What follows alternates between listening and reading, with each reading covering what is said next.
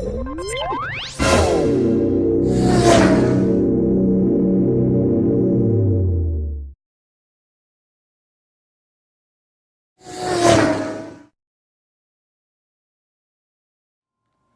how can pharmacy teams prepare for the flu service?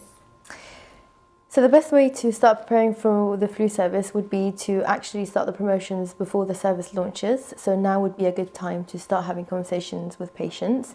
What I would advise is to make sure the whole pharmacy team, especially medicines counter assistants, is briefed on the service. So who's eligible for the service, when the service starts, when the service finishes, and to have this as a list available on the counter so that your staff members are able to target patients effectively and highlight the service to them.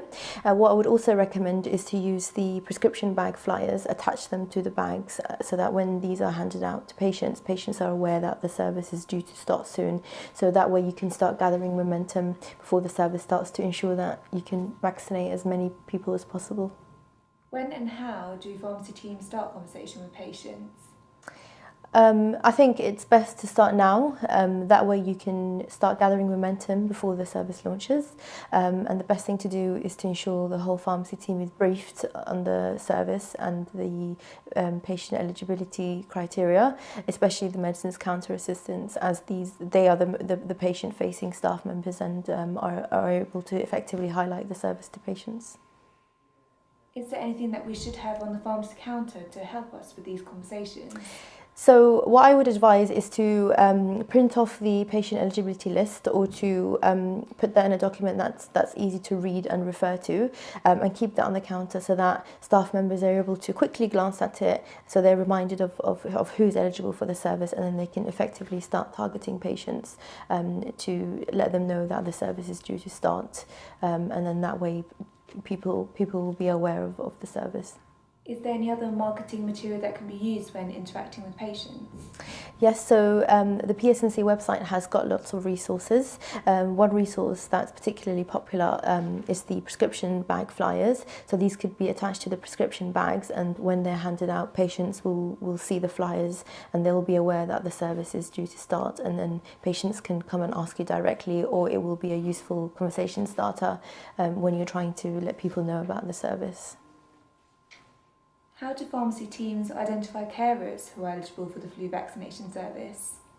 So we received lots of queries about this last year. It can sometimes be tricky to identify carers for the service, as many people themselves don't identify as carers, even though they are. So the key thing to remember is that unpaid care workers are eligible for the NHS service. However, paid care workers are not automatically eligible unless they fall into one of the other eligible groups.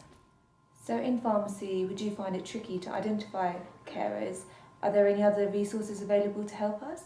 Yes, so PSNC worked with the Carers Trust to produce lots of resources to help pharmacy teams identify carers that are eligible for the service. So we've got a poster, an infographic, and prescription bag flyers that you can attach to prescription bags so that when people collect their medicines, it's specifically highlighted that carers are eligible for free NHS vaccinations at the pharmacy, so that way it will prompt them to come in and speak to you about the service. So in general, where could I find out more information about the flu vaccination service? So the PSNC website has got a flu vaccination service hub, so that's got a wealth of information on there. Lots of marketing material that pharmacy teams can use to promote the service. We've got checklists, and all the information that you could possibly need is on our website. So how can the pharmacy team check whether a patient is eligible for the flu vaccination service? So a lot of the time you'll already know the patient, you know which medicine they're taking and which condition the patient has. So just through your relationship with the patient, you'll know who's eligible for the service. If it's somebody that doesn't normally collect their prescriptions from you, you can just have a conversation with the patient to find out which medical conditions they have, and that way you'll know if they're eligible or not. If the condition is not specifically mentioned in the service specification or the patient group direction criteria, then you'd have to apply your professional judgment to determine whether the patient is at risk due to the complications of flu. And it's always important to remember, if you're not sure, then it's better to refer the patient to their GP. Our pharmacy creates its own marketing material. Are there any restrictions? So there are NHS identity guidelines that you must be aware of if you do wish to create your own promotional resources. We have got a briefing on our website that summarises the relevant elements of that of those guidelines. So I would encourage everybody to have a read of that and to read the NHS guidelines as well, just so that you make sure that you've got everything in accordance to the guidelines. Are there any restrictions on promoting this service? So pharmacy teams have to make sure they comply with the terms of service. So examples include offering patients free gifts to get a flu vaccination at the pharmacy. So that's not allowed. So you just have to keep those in mind when promoting the service. What is the best way to promote this service? So really the best way is to make the best use of resources and just let everybody know that you are offering the service and that patients are welcome to come and get the flu vaccination at your pharmacy.